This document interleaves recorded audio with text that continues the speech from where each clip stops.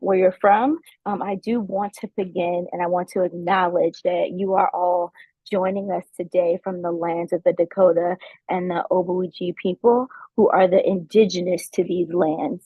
We are all joining this from multiple places around the world. So we want to make sure that everyone takes a moment to reflect on the lands that you are joining us from your respective places. So we also want to make sure that we're building that relationship when we're facilitating and understand that these lands are sacred in which they come from, and we're respecting the indigenous people on once they were resides. So thank you so much. So we'll just take just a small moment to reflect on that statement. Okay. Thank you. Thank you. Another thing that we always want to make sure that we give a nice, huge, and big shout out to. We want to give acknowledgement to all of our Black and Neuro sponsors. Black and Neuro Week would not be possible without our sponsorship, without the people who work in the Black and Neuro team. So we want to say thank you to them. You can see lots of them are listed here, and especially if you're affiliated with any of these institutions, please, we thank you enough, and just keep supporting Black and Neuro as best that you can. Okay. And so again, while you're throwing your names and being represented in the chat, we're just going to go ahead and get right down to business. So I want to introduce our keynote speaker for today, Dr. Joseph Kamtchum. So he is a neurologist and a neuroscientist with an expertise in neuroepidemiology, neurovascular ultrasound, and translational stroke research. He completed his medical training at the Faculty of Medicine, and Biomedical Sciences at the University of Cameroon. He did his neurology residency and stroke fellowship at the University of Geneva in Switzerland. He did his epidemiology training at the University of Paris and Marie Curie in France. I am so sorry, I butchered that, but he is obviously a well-traveled man, so his university was in France. And he did his laboratory training at the University of Liverpool in the United Kingdom. Thereafter, he joined the University of Alberta doctoral neuroscience program to study epidemiology, pathobiology, and biomarkers of carotid atherosclerosis. His research has been supported by various grants and awards, including the Wellcome Trust, Alberta Initiative, the Kilman Trust, and the American Academy of Neurology. He's received the 2022 European Stroke Organization Young Investigator Award and the 2022 European Atherosclerosis Society Young Investigator Fellowship. His long-term goal is to establish a comprehensive atherosclerosis and stroke program in Africa. So we are very excited to have him for today. And so I am now going to stop sharing. I will turn it over to our wonderful esteemed keynote speaker. Thank you very much for the invitation and the kind introduction. I hope everyone can hear me well. If not, please let me know. So I'll just start now sharing the slides. I hope you can all see them well. Let me put them in presentation mode here and get a pointer if I can. Good. So today I'm going to talk about biomarkers and ethnic differences in atherosclerosis and stroke. I am, as introduced, a research fellow at the Center for Prevention of Stroke and Dementia in Oxford. So this talk is going to be divided into two parts. The first part will focus on imaging and blood biomarkers of high-risk carotid atherosclerosis. And in that part, I will be talking about non-cyanotic carotid plaques in patients with embolic stroke of unknown source, stroke risk in patients with asymptomatic carotid atherosclerosis, and also the association of interleukin-6 with high-risk carotid plaque features, which we will describe in a few minutes. And then in the second part, I'm going to touch on a few ethnic differences in stroke risk factors, especially atrial fibrillation in the United Kingdom. So this is part of an ongoing work, and there's still a lot to be done on it. So, as a reminder, I guess not everyone here today is from the stroke or neurovascular research field. So a few background about carotid atherosclerosis is a disease that is causing more than 2 million ischemic strokes every year. And currently, the approach to management is more or less dichotomized. That is, in patients who have had symptoms due to carotid atherosclerosis and the narrowing of the carotid artery is more than 50%, we usually suggest revascularization, which could be a surgery, endarterectomy, or stenting. And in those who have a narrowing less than 50%, or who have never had a symptom related to their carotid artery, which is whether transient ischemic attack or ischemic stroke, they usually only receive what we call best medical therapy. But the problem is that that group of patients with asymptomatic disease often come to us with a stroke, which means that despite the best we could offer in terms of medical therapy, there's still a risk of stroke that has not been suppressed and that may be underestimated in most of them. So we need better algorithm, better way of stratifying the risk in those patients in order to give them more appropriate prevention treatments. And we also need a better understanding of the pathobiology of this carotid atherosclerosis to be able to find new treatment approaches. On this slide, I've just listed a couple of the high-risk features that we usually refer to when we talk about carotid atherosclerosis. And on this slide here, you can see this is a coronal T1 weighted imaging with fat suppression, fat saturation, where you can see a hyperintense signal in the vessel wall of the left carotid artery. We usually call this an intraplaque hemorrhage, and this, in this case, was associated with an ischemia, an embolic stroke in the left hemisphere. On this slide, it is an image of a carotid transcranial Doppler, where you have the flow in the middle cerebral artery, and you have this little dot here, which is usually called high intensity transient signal, which is usually a marker of microembolism into the intracranial arteries. And here you have carotid ultrasound on B mode. This is a plaque in a carotid artery, and at the center here, you can see that there's a dark spot, which is usually called an echolucency. This plaque is echolucent, and it's usually believed to be high risk when it appears like this. And on this final slide, it's still an ultrasound, but we call it a contrast enhanced ultrasound. So you can see the blood vessel here. And in here, there's a plaque, and you can't see it very well here, but there's contrast enhancement, which is a sign of plaque neovascularization. And usually this is also a marker of high risk in patients with carotid atherosclerosis. So these are the high-risk features that I will be referring to in the rest of the talk. So let's look at the patients with plaques that cause less than 50% stenosis in the carotid artery, and they have a stroke of unknown cause. The ESUS is embolic stroke of unknown source. So, and are these plaques that we find in this patient culprit that is responsible for the stroke or not? So the concept of ESUS was coined back in 2014, sorry, by Professor Rob Hart, who is a researcher at the Population Health Research Institute in Canada. And it was based on two unproven assumptions. The first one is that embolic stroke of unknown source is most likely due to covert atrial fibrillation. That was an assumption, no evidence for that. And that carotid plaques are causing less than 50% stenosis cannot cause a stroke.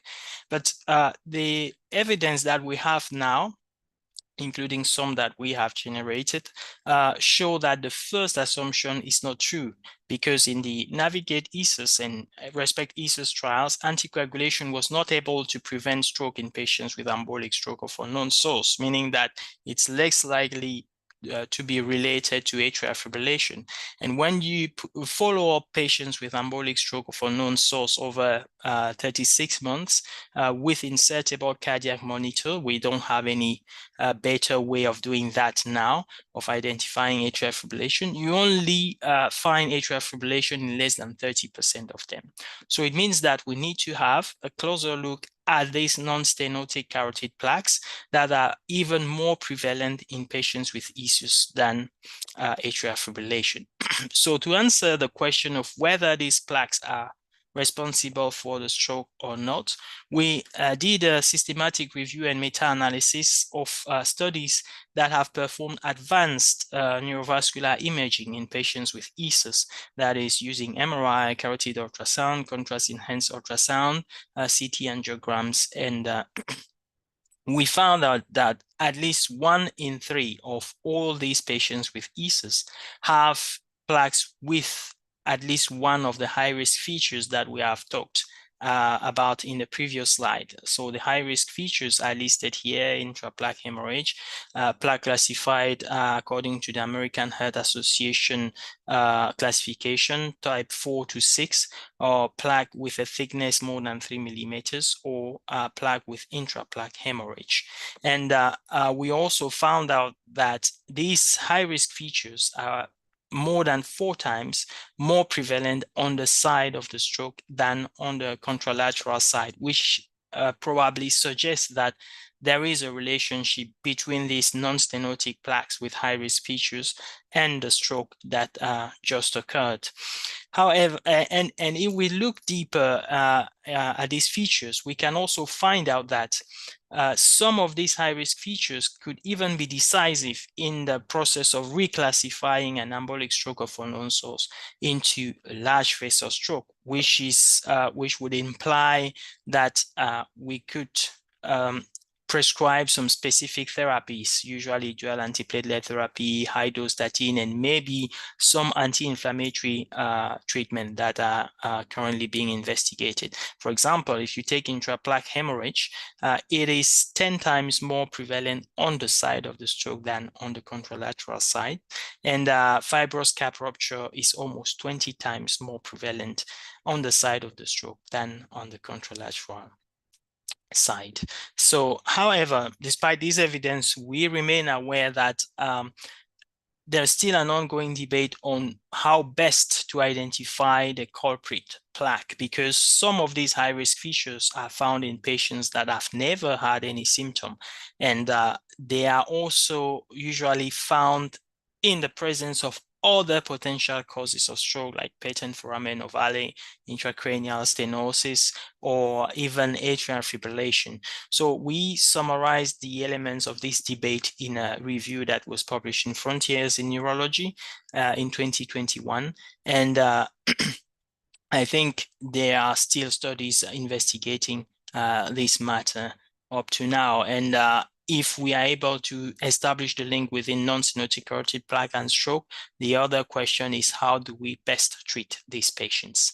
So to recap this first part, we have provided evidence that ipsilateral non-stenotic carotid plaques with high-risk features are common in patients with ESUS, 32.5%, and might be the actual cause of the stroke in some cases.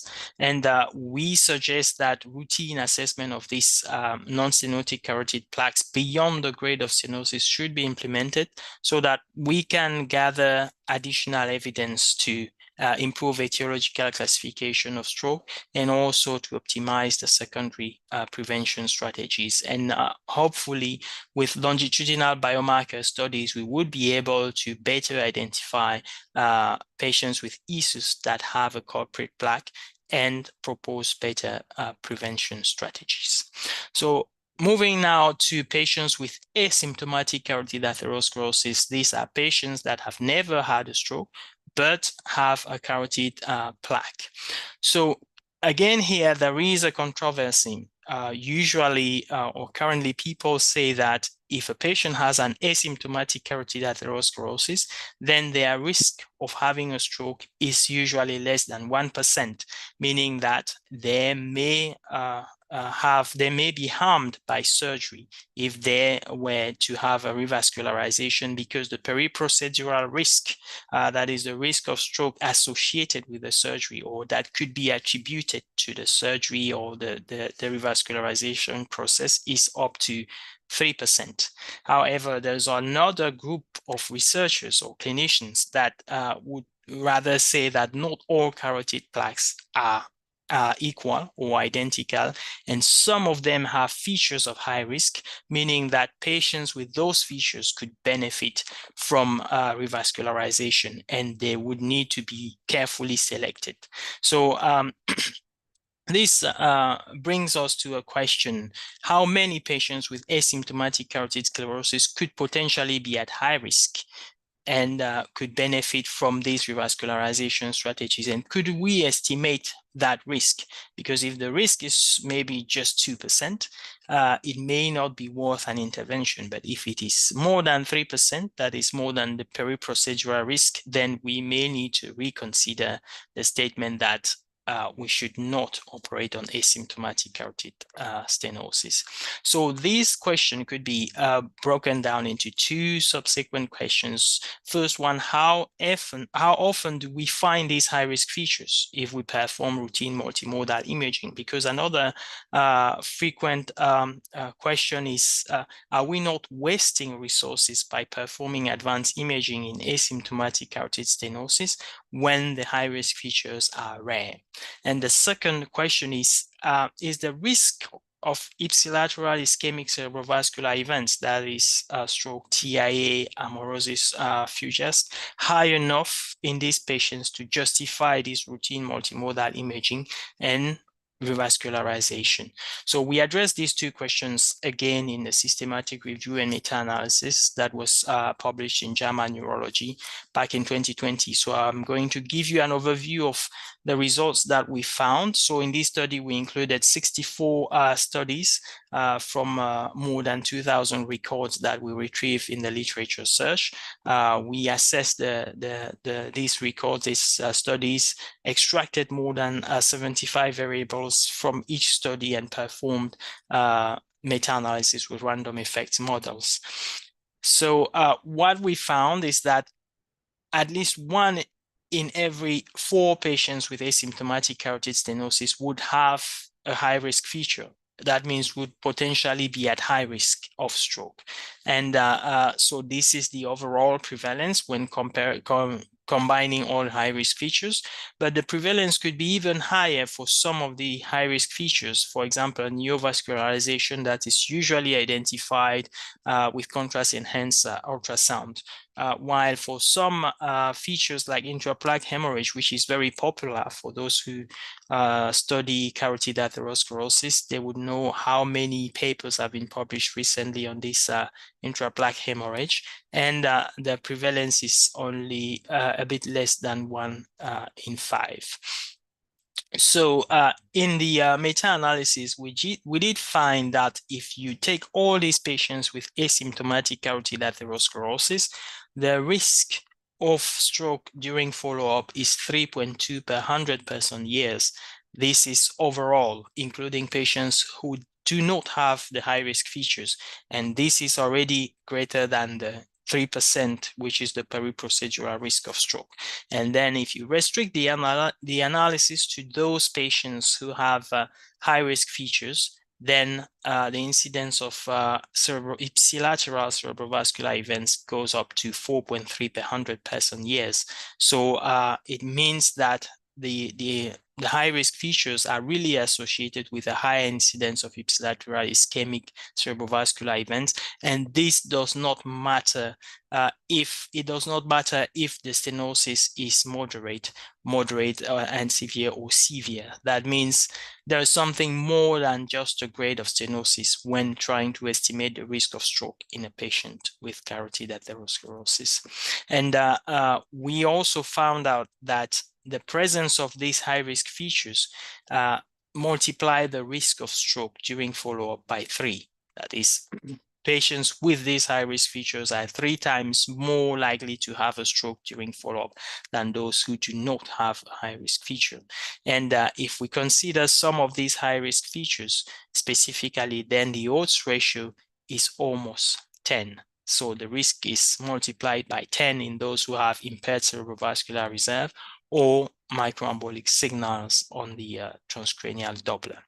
And on this slide, I'm just showing again that increase in the risk of stroke during of cerebrovascular events during follow-up remains significant even if we stratify by the grade of stenosis. So the p-value here for the meta regression just says that there's no difference, a significant difference between these 3 groups. And the same is true even when considering the high-risk features individually rather than overall. But we can still see that the odds ratio for microembolic signals is still a bit higher than that of the other features.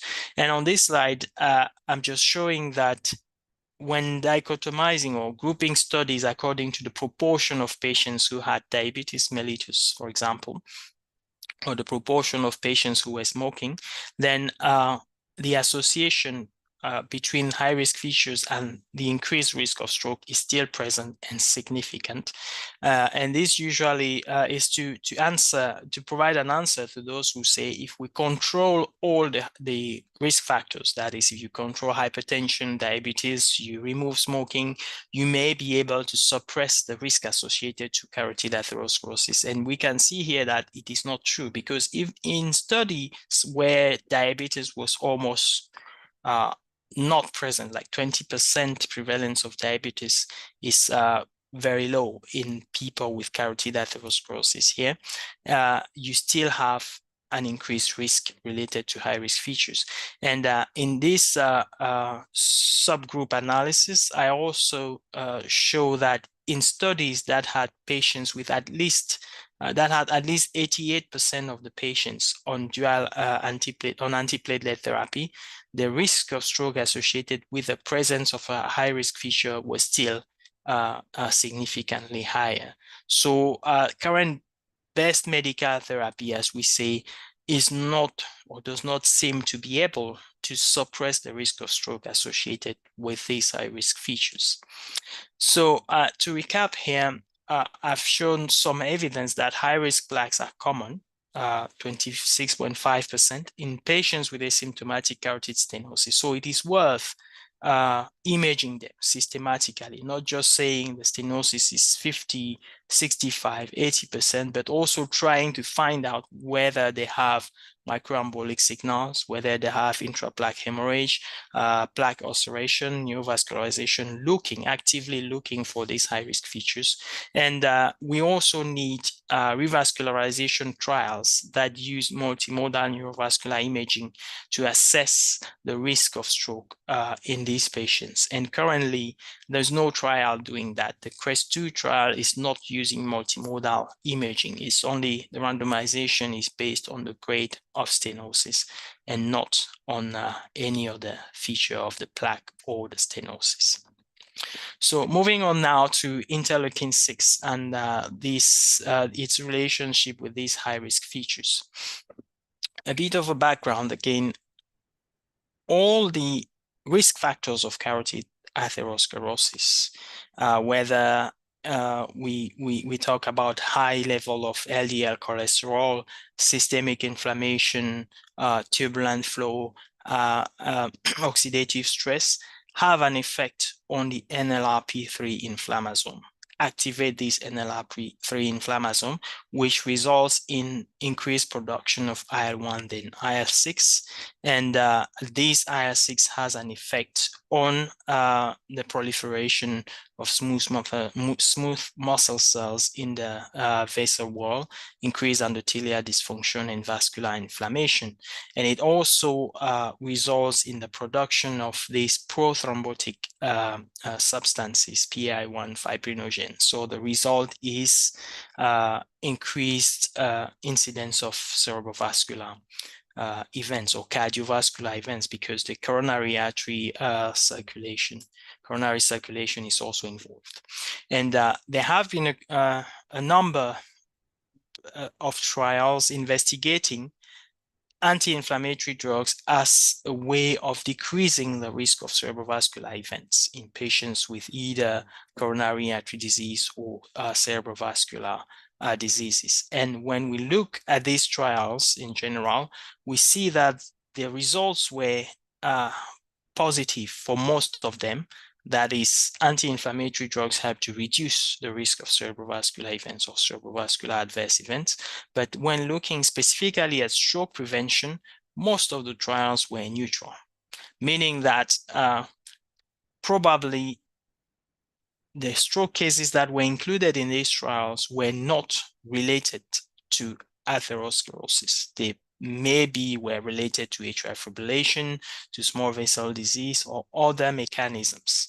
And if this hypothesis is true, that if the hypothesis that there were not enough patients with large vessel stroke or large vessel atherosclerotic stroke in the trials, we should be able to demonstrate also that there is a relationship between inflammation and carotid atherosclerosis, or the features of high-risk carotid atherosclerosis, which would justify why these patients were not included in the trial, and the trials ended up being neutral for stroke prevention. So to test that hypothesis, we used the database of the Cardiovascular Health Study, which most of you probably know about. It's an old study in the US, enrolling patients aged more than 65 years old, more than 6,000 patients, and who were assessed at baseline. So the carotid artery was imaged with ultrasound, and the plaque severity was graded 0 to 5 according to the grade of stenosis, and NACET, using NACET classification.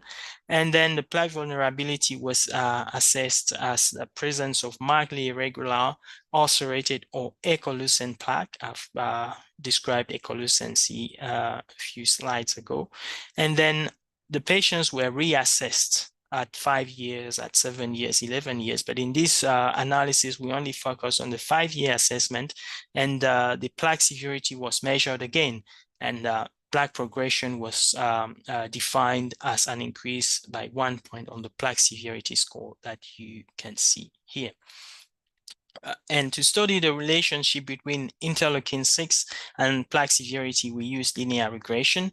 The relationship with plaque vulnerability and plaque progression was assessed using multivariable logistic regression. We adjusted for all the vascular risk factors and potential confounders that we could find in the database, and also for treatment with antiplatelets or anti-inflammatory drugs. And we performed prediction modeling and selected the variables to include in the final models using a stepwise backward approach. And all the analysis, all the models were validated using bootstrapping.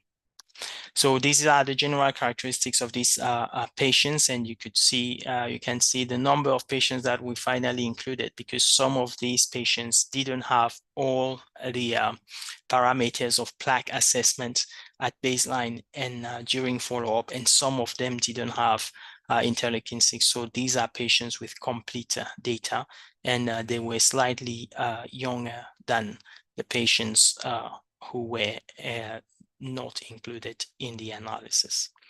So on this slide, I can show that there is an association between interleukin-6 and almost all cardiovascular risk factors: hyperuricemia, male sex, atrial fibrillation, hypertension, diabetes, dyslipidemia, smoking with kind of dose response or linear pattern, coronary heart disease, and peripheral artery disease. So again, it brings us back to the background where I say that all cardiovascular risk factors that have an impact on carotid atherosclerosis tend to have to activate the NLRP3 inflammasome pathway.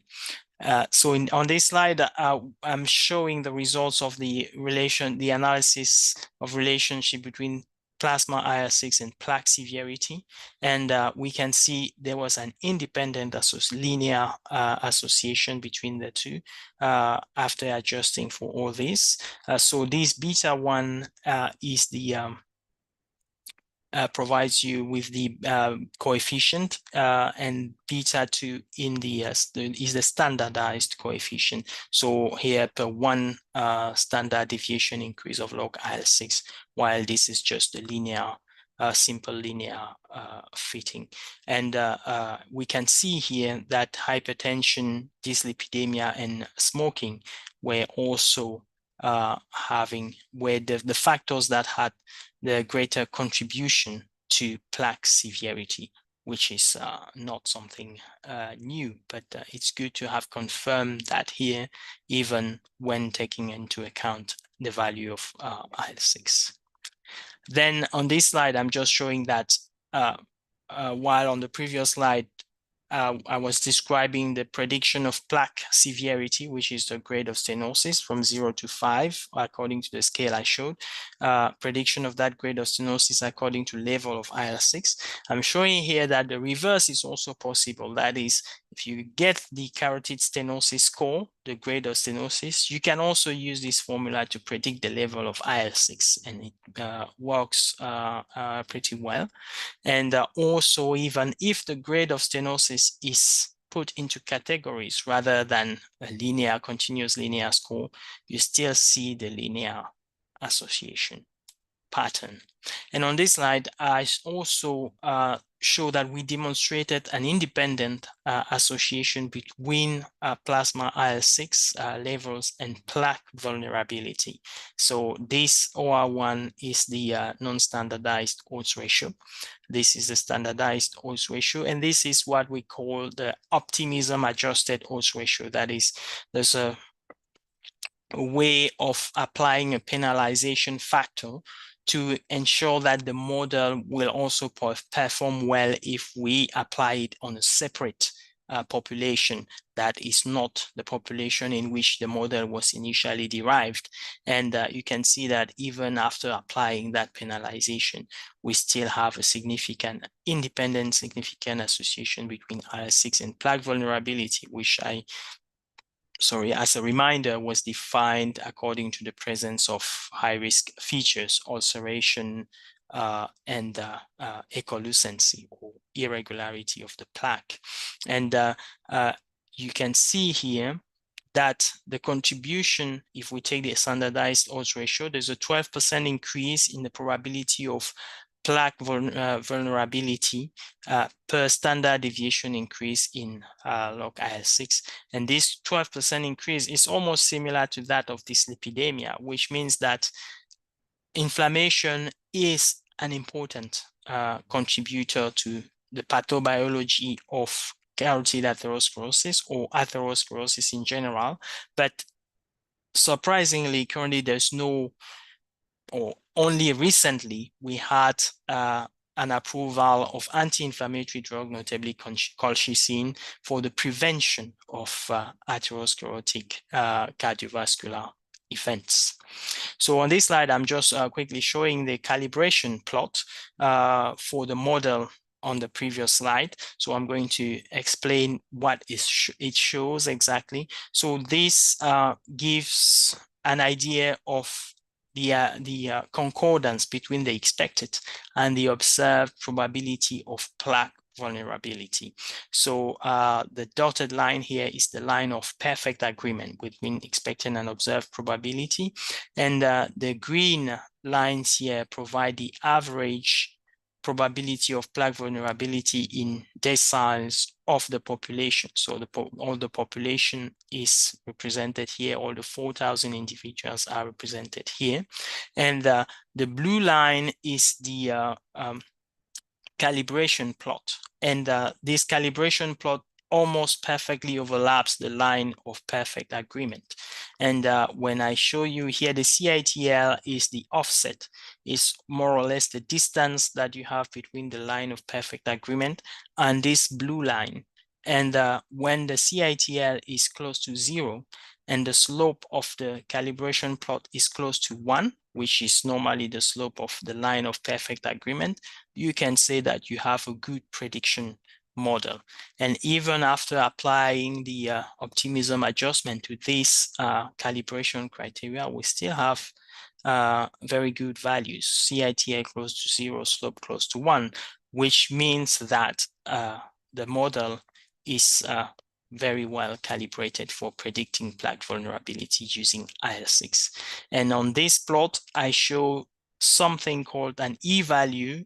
It's not very commonly used in epidemiology, but it is very useful for interpretation of these models. It was introduced by a researcher at the University of Harvard, Professor Van der Wiel. And the E-value, if you want me to define it, is the strength of association on an odds ratio scale that an unobserved confounder will need to have both with IL-6 and plaque vulnerability to suppress the association that we have identified here.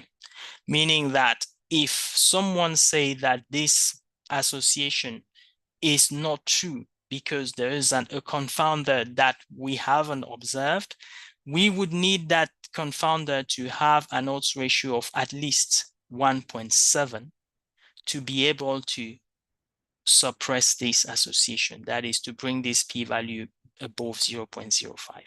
And if you look at that odds ratio, that e-value of 1.7, it would be even higher than this 1.55. That means the unobserved confounder would be a stronger predictor of atherosclerosis than dyslipidemia. And it is unlikely that there is a stronger predictor of atherosclerosis than high levels of cholesterol. So the probability that this model is not true, that this association does not exist, is almost null. So that is kind of the interpretation of this e-value. So usually we calculate that to say, is there a probability that our association could be observed by chance or due to the fact that we haven't measured all the confounders. So on this slide, I also show the association of IL-6 with individual criteria for plaque vulnerability. You remember at the beginning, I put everything together, plaque irregularity, plaque ulceration, and echolucency. And here I show that even if you dissociate those components of plaque vulnerability, you still see the association between IL-6 and plaque echolucency, or IL-6 and plaque irregularity or ulceration here. And then lastly, on this slide, I show the independent association between interleukin-6 and plaque progression at 5 years. And again, this is the unadjusted odds ratio, unstandardized, odds ratio, standardized odds ratio, and optimism adjusted odds ratio. And you see that the association remains significant.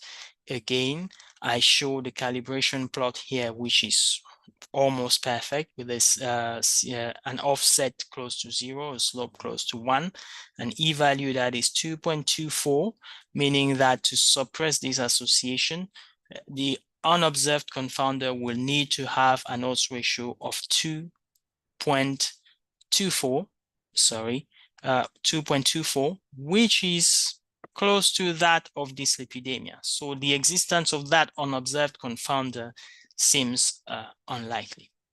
So to recap, I know I've given a lot of information in this third part. So to recap, I have provided some evidence that there is an independent dose-response association between plasma IL-6 levels and carotid plaque severity, vulnerability, and progression. So it is trials of anti-interleukin-6 drugs to prevent stroke due to carotid atherosclerosis are needed. I know that the CONVINCE trial recently released at ESOC 2024 was neutral, but we can always say that the trial did not only included more than just stroke patients with stroke due to carotid atherosclerosis. And also colchicine has a broad action, which means that the side effects were also more frequent than if they had targeted anti-interleukin 6 specifically. So, and on the slides, I've also shown something that maybe I did not comment much on, but that levels of uric acid also seem to be another potential therapeutic target for stroke prevention in carotid atherosclerosis. So the details of this analysis are in Circulation Research, I think published in 2020. Then last part, which may be more relevant to this Black in Neuro Week, is about ethnic differences in atrial fibrillation in the United Kingdom. And we could do the same with carotid atherosclerosis, coronary atherosclerotic diseases, but I will not touch on that today. So if you have been in the stroke world, or maybe I will try to finish it in 5-10 minutes. If you have been in the stroke world for some time, you have probably been aware that there is a global public health paradox in the fact that 50% of incident stroke cases occur in Africa and low to middle income countries. 90% of the stroke-related mortality occur in Africa and low to middle income countries, and yet stroke guidelines are informed by research in Western populations and mostly white populations. So we have a limited understanding of the drivers of stroke in patients, in Blacks, in Asians, more or less, which China is kind of correcting over the years, and also in Blacks on the African continent. And we have limited information about other risk factors that are more relevant to ethnic minorities: HIV infections, sickle cell disease, recurrent or chronic infections. And I know you would say there have been a number of studies trying to compare Blacks to whites to Asians, both in the US and in the UK. But most of those studies have usually included a small sample of participants of African descent. And in the US specifically, there is always this interplay between biological processes and socioeconomic disparities, so that it's almost impossible to disentangle which is the major driver of the differences between Blacks and whites, which is not necessarily the case in the UK, where we have a universal healthcare system, although there are some residual disparities. And then there is a missed opportunity in the UK to use big data sets and population-based cohorts, because most of the studies have been in metropolitan areas, mostly in London. While in Africa, we almost have no high quality data. So the idea here was to provide a novel and more generalizable a set of evidence on ethnic differences in epidemiology, management, and outcome of stroke, atrial fibrillation, and atherosclerosis, first in the UK and maybe in the upcoming years in Africa, so that we can adjust these stroke guidelines to meet the needs of ethnic minorities. So we addressed that objectives while performing a systematic review, first focusing on incidence, subtypes management, and outcome of stroke, and also on prevalence of atrial fibrillation and other risk factors. And in this case, we did a meta-analysis because we had enough data. And then we use the Oxford Vascular Study dataset, which you probably know about also, to perform a validation analysis of the observations made in this systematic review. So I'm not going to talk about the first set of review because we have not yet completed the validation analysis. And I will not talk too much about the sensitivity analysis because most of them confirm the results that we have seen here. So again, a meta-analysis, this is the number of records that we found in the UK, and then we finally included 76 reports from 29 individual studies. And you can see here that they were mostly population-based studies enrolling people in London, so not that much representative in patients with any strokes or patients without stroke. And on this slide, I'm showing the distribution of stroke risk factors in patients with stroke and in patients without stroke. So you have the color codes here. You can see that Blacks and Asians have very high prevalence of these risk factors, both in patients with stroke and patients without stroke. But surprisingly, the levels of atrial fibrillation are lower, which is a paradox because these are causal risk factors for atrial fibrillation. The same applies here in patients without stroke. And if you take studies that have made head-to-head comparisons between Blacks and whites, or Blacks and Asians, or Asians and whites, you can see that paradox appearing here. Higher prevalence of hypertension, diabetes, and obesity in Blacks, but lower prevalence of atrial fibrillation and coronary artery disease. Same thing for Asians, more or less, except for coronary artery disease. And when comparing Blacks to Asians, the same paradox appears. More risk factors, but less atrial fibrillation and coronary artery disease. And this is in patients without stroke, the same pattern, maybe less pronounced, but you see the difference between the distribution of risk factors and the actual prevalence of these disease, atrial fibrillation and coronary artery disease. I know that if we were in the US, most people would just respond saying this is due to differences in access to diagnosis or in access to healthcare, and therefore if you had to measure systematically, you would find something different.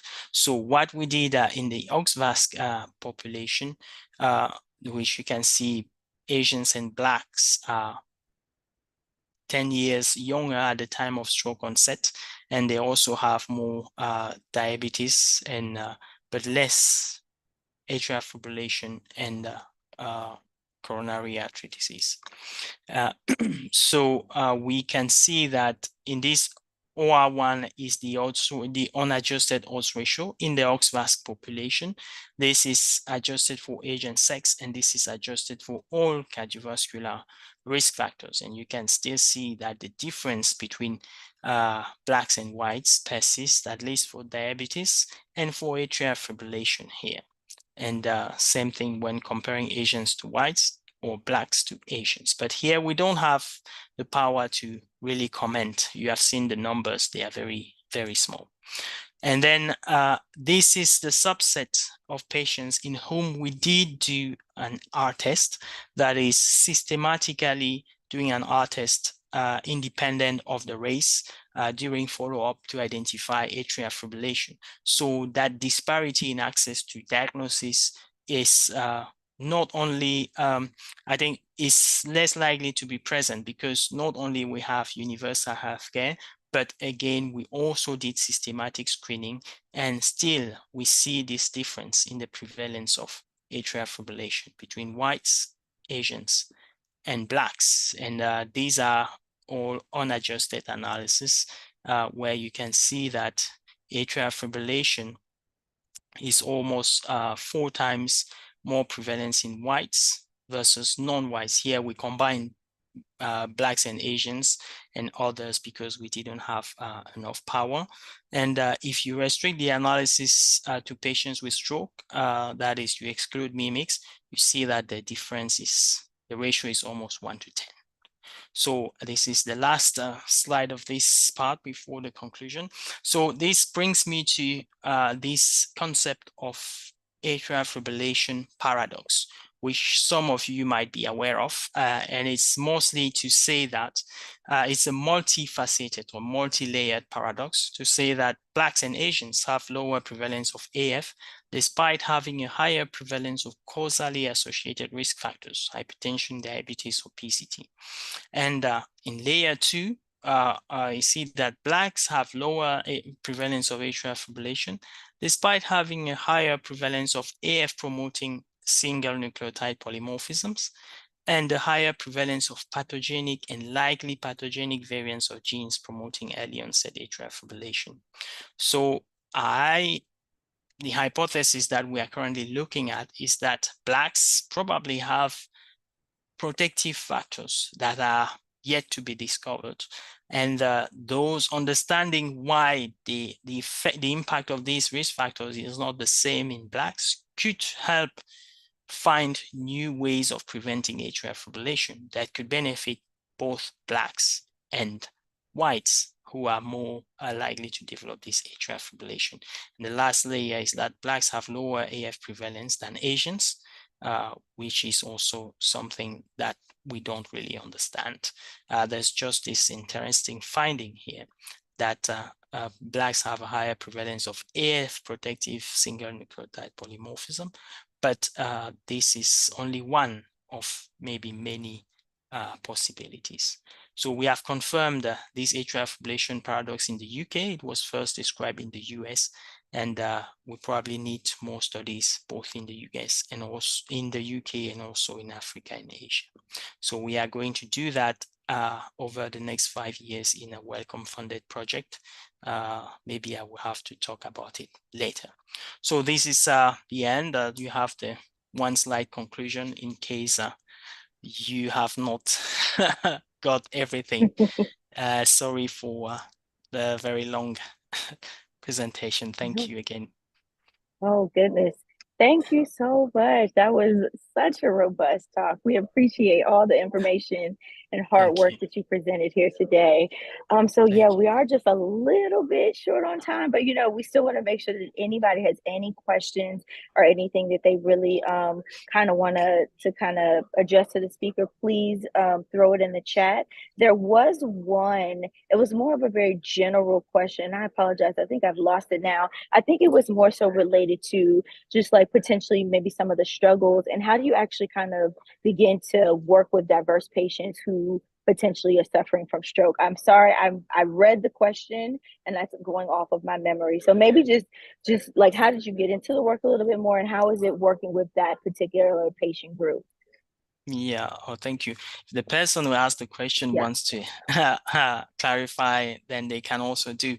So currently I'm working mostly on the published data and existing data sets. So I've not yet gone to interact with the patients themselves. I know that especially in the US, there's a question about how to increase participation of underrepresented subgroups to trials and studies because they are often not willing to participate. But I think here in the UK, we have less issue with that because usually they will go to their GP and all these data are recorded and we get them systematically. So we get information from both underrepresented groups and whites. And I also plan to enroll patients directly in Africa, as I said, so where there's everyone is Black except in the northern part or in some specific area. So how did I get into the business of looking at ethnic differences? It's mostly, I think it's mostly to justify the transition from the Western world to Africa. My goal, as you said at the beginning, is to establish a stroke research program in Africa.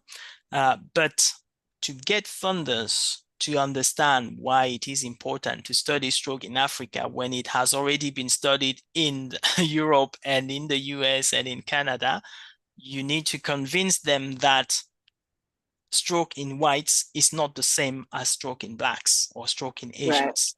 Yeah, so that's how I started looking into the data to provide evidence that you cannot just put a general rule that applies to everybody.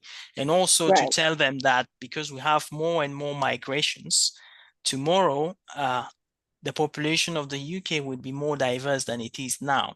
And if you don't understand what are the specificities of those immigrants, then your healthcare system is going to fail or fall apart because the programs or the protocols that you will apply will no longer do the job because the population composition has changed. Absolutely. Thank you.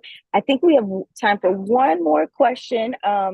So one of the questions that was presented, you mentioned a lot about IL-6 and its influences in cardiovascular events. Do you know of any natural ways and natural approaches in which we can lower our inflammation, specifically IL-6? So in terms of lowering inflammation, I think most of the interventions that work for cardiovascular diseases would have an effect on IL-6, even if not the drugs. For example, it's demonstrated that physical exercise, physical activity, lowers the levels of IL-6.